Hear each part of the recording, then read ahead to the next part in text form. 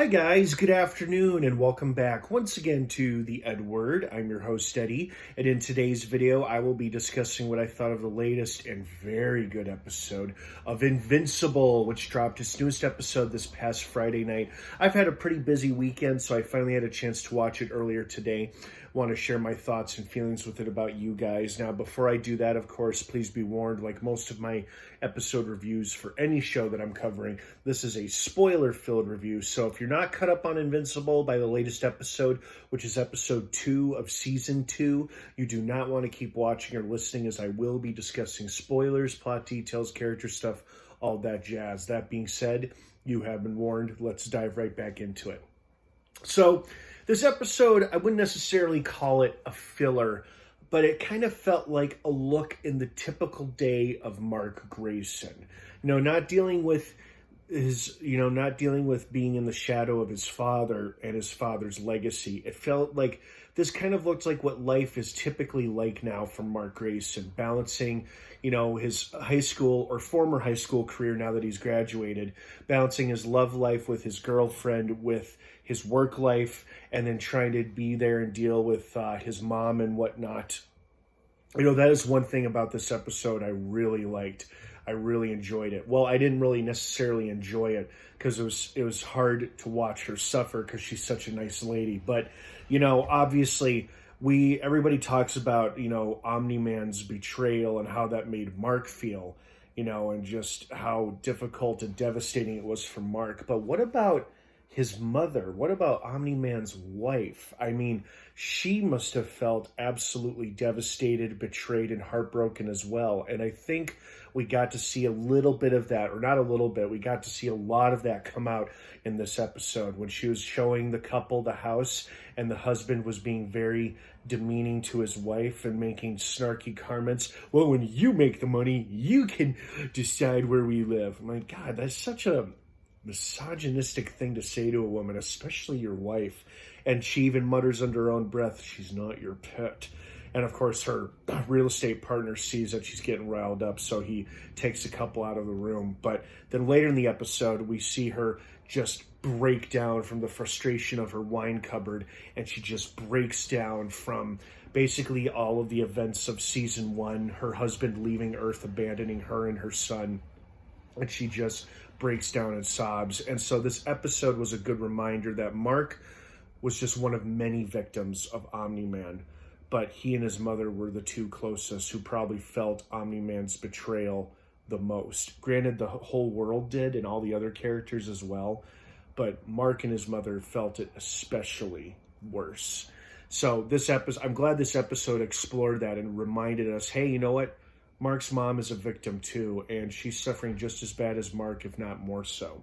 So I'm glad we got to see that. I hate to see Debbie suffer because she's such a nice lady, but it was important to see that because I think it'll help, not necessarily help Mark, but it'll help him remember, oh yeah, mom's feeling this just as bad as I am. I should try being there more for her.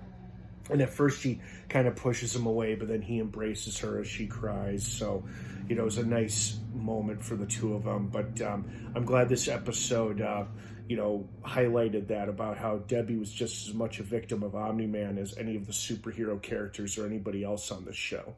The other thing I really enjoyed about this episode was, once again, dealing with the fallout of Omni-Man's actions, where apparently the Aquaman equivalent in the Invincible universe, which is Aquarius, I think the guy's name was the king of Atlantis.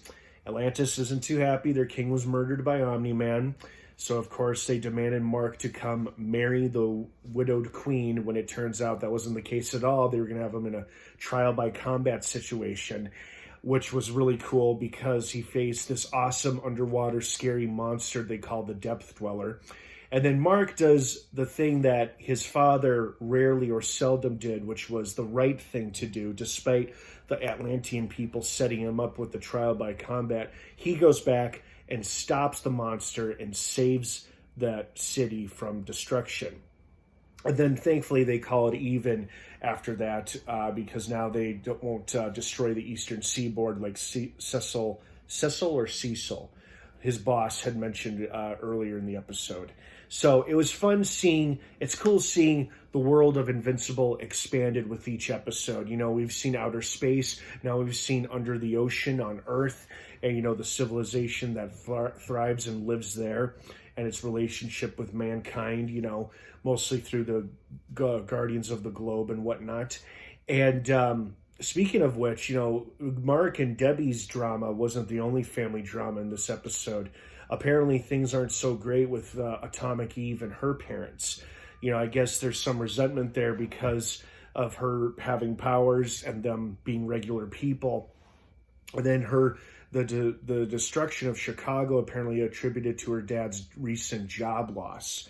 And then her attempting to rebuild Chicago with the best of intentions. Apparently the building she rebuilt or something would collapse or something like that, and people got hurt. Thankfully, nobody died, but, you know, apparently it was partially due to what Eve did. So that was unfortunate to see, but it's good to check in with Eve to see what's going on with her, because she's obviously a pretty big character in this show, and it's important to see what's going on with everybody in this show rather than just Mark and his mother, because this is such a big world and a big series and so many characters to cover that it's important to check in with all of them occasionally, once in a while. So I liked this episode a lot. You know, it didn't deal with the overall Omni-Man story or arc, but it did show us a day in the life of Mark Grayson and pretty much how he struggles to balance life as a superhero and life as a recent high school graduate. So I really liked it a lot. I love the underwater Atlantis ship. I thought that was very cool, very fun, good world building.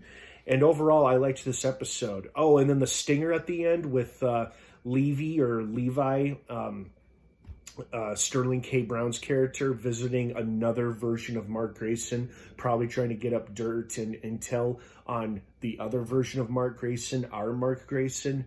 Also very cool. Just reminding us that he is still out there and very much a threat to Mark Grayson. So that should be exciting. So I hope you guys enjoyed this episode as much as I did. What did you think of it? I'd love to hear your thoughts and feelings. Thank you so much for watching. Have a wonderful rest of your day. Invincible drops new episodes every Friday on Amazon Prime. Have a good one, everyone. Thanks for watching. And of course, until next time, may the Force be with you.